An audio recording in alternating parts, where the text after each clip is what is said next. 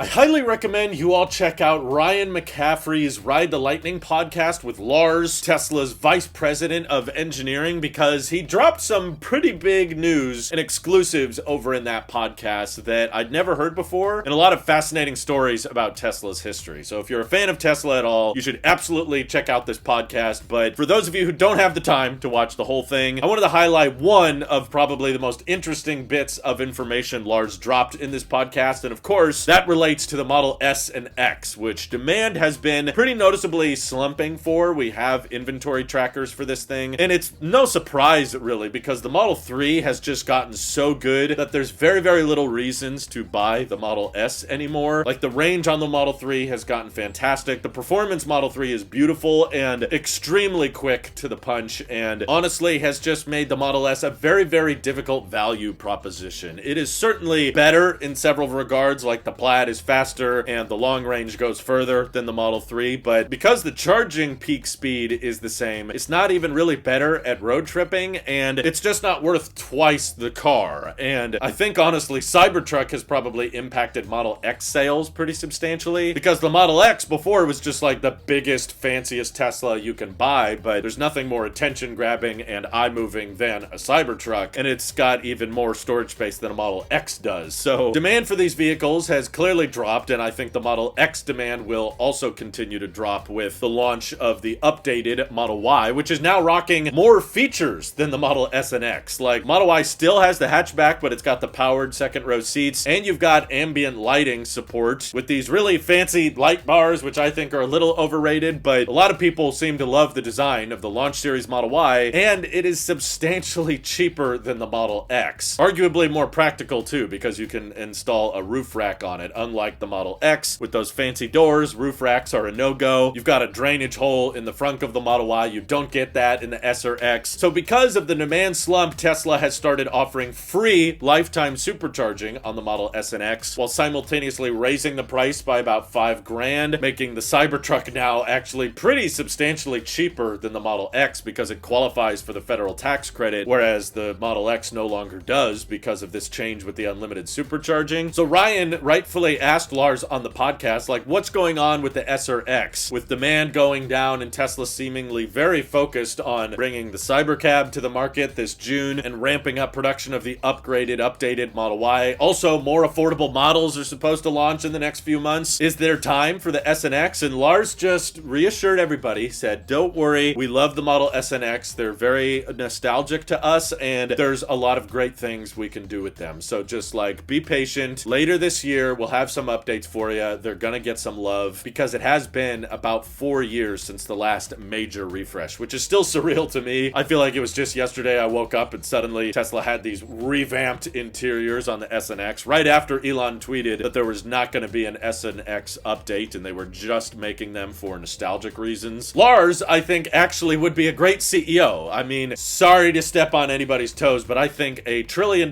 company deserves to have a full-time CEO that's not distracted by like 8 other companies and trying to fix, you know, the entire federal government. That kind of thing takes up a lot of time, and I find it kind of ironic that Elon is like, everybody has to return to work. No more remote working, but also he's supposed to be the CEO at Tesla, and we know for a fact he's not showing up to work most of the time. So I just think company of this size and this value deserves to have a CEO that knows everything about the day-to-day operations of the product lineup and is working there full-time, at least 40 hours a week, probably more. And Elon's clearly got a lot on his plate already, so it was just fun to hear Lars deep dive into every single product category that Tesla is currently in. And of course, he didn't want to reveal too much, but on that same podcast, he mentioned that the launch series Model Y, you know, with the updated design and everything, that was supposed to come out at the end of 2024. Obviously, it took them a little bit longer to get it done than usual, which is typical of most of these engineering automotive products, which is why I would warn you guys that because Tesla didn't like formally announce that the S and X would get a refresh, rightfully so, they don't want to cause an Osborne effect, but Lars probably felt comfortable sharing a little bit of an Easter egg on this podcast because it's not a like specific Tesla Instagram or Twitter post saying that like, hold off, it's gonna get better later. And also he's the vice president, so he knows he's probably not gonna get fired, but I wouldn't be shocked if the sales team is pulling their hair out every time he makes one of these future promises, because it's like, hey, that just affected our sales of the S and X for the next 3 quarters, but maybe they're okay with shutting down the assembly for the S and X for a while because the sales of them were not that great in the first place. Model 3 and Y are just way too good of a product to pass up on. Cybertruck is the new kid on the block and is far more fun and exciting for people who are willing to pay a premium for a Tesla and they want it to be bigger and they want more storage capacity. But Lars did reassure in this podcast that they eventually want to bring the supply chain up to date with what they've done with the Cybertruck and the Cybercab. They want 48-volt architecture on all of their vehicles. They want steer-by-wire on all of their vehicles. It just takes time. So because the Model S and X are their more,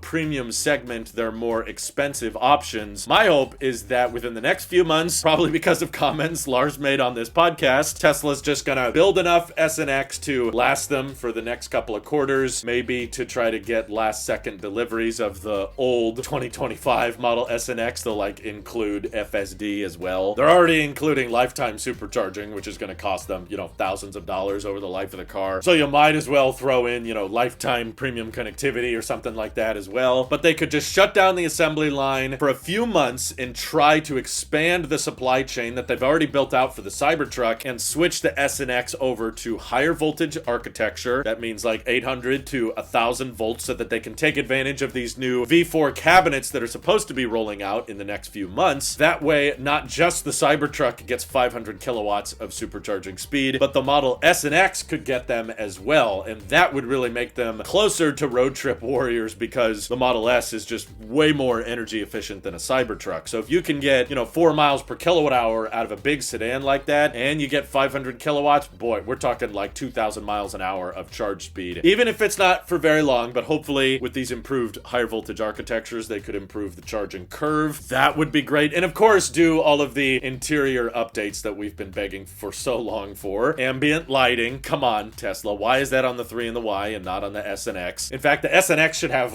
fancier ambient lighting that goes around the center console and the seats instead of just the dashboard and that kind of thing. They could update the sound system, of course. I really think at that price point as well, they should have powered frunks. I mean, the Cybertruck is now cheaper than the Model X and that has a powered frunk, so there's really no excuse for the S and X not to have it. Of course, similar to the Launch Series Model Y, I also hope they can add the powered second row seats. That's something that you should be able to control just from the main central display or from the back as you're loading cargo in. But what a lot of people were speculating on, because in this podcast, Lars mentioned that they are still actively working on the Roadster. It feels ridiculous how late it is. I mean, there's some projects that are a couple years late, but we're talking about deliveries were supposed to be 5 years ago. There's not a lot of products in the EV industry that especially have been unveiled by multi-billion-dollar brands that have already delivered. This is not a startup anymore, and yet they're maybe next year we'll get around to the Roadster. But some people were speculating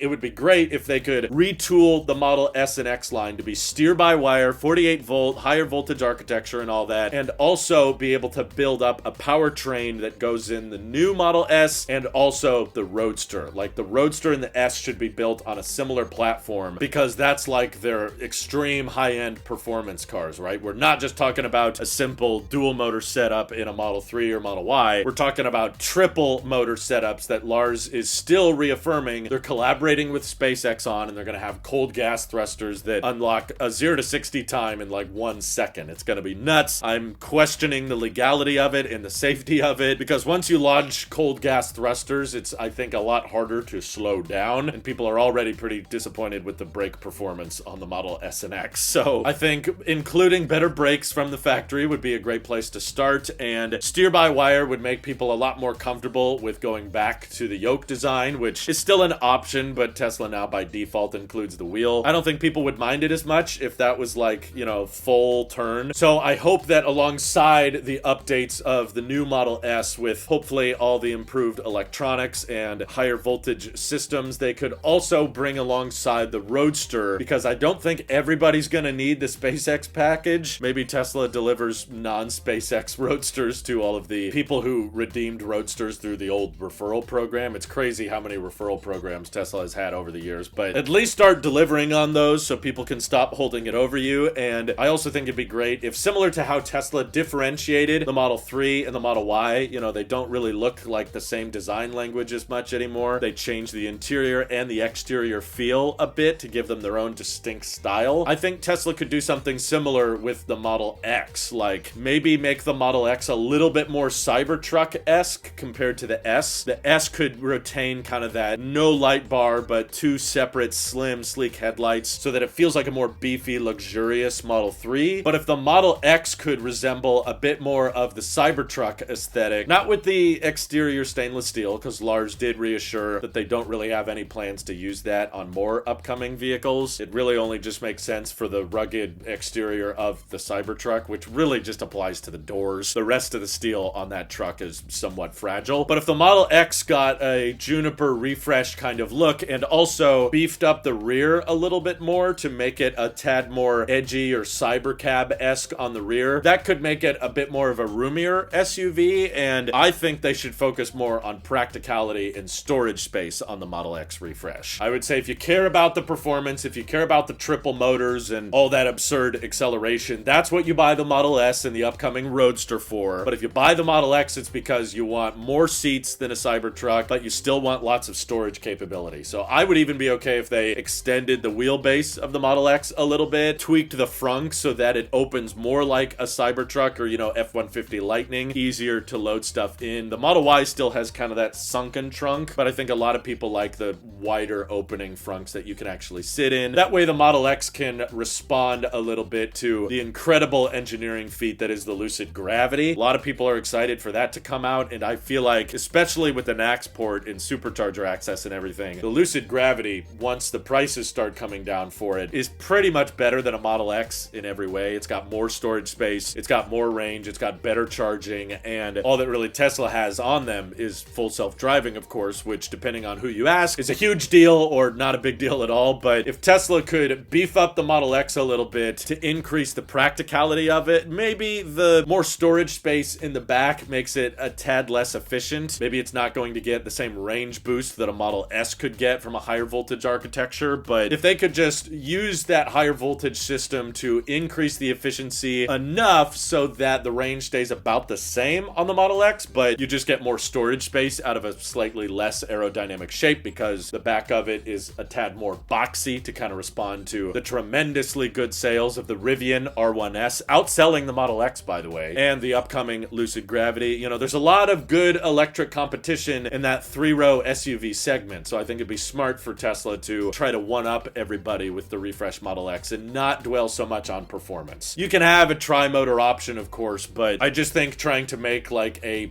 painted three-row cyber SUV is probably the best bet for the Model X sticking around, because if they just kind of keep this egg shape and they keep the falcon wing doors that impede on the ability to have a roof rack and the complexity of manufacturing it, it's probably not going to stay relevant and it's going to be difficult to justify its existence. But what do you guys think of the refreshed Model S and X? What would you like to see design-wise, and do you think Tesla should keep making them? Would you rather they just scrap them entirely, or do you think there's a path to bringing these higher voltage and higher tech systems like steer-by-wire to the Model S and X, and that could hopefully pave the way for the Roadster launching in the not too distant future? But anytime I mention the Roadster, I'm like, yep, I just lost 15 people. They're like, that is never happening. And you have every right to be skeptical because they've delayed it more than I think any other vehicle has ever been delayed. Feel free to let me know your thoughts down in the comments below, and thank you to everybody supporting this channel directly. Seriously, helps us out a ton, as does just watching these videos. So thanks again. Have an excellent rest of your day.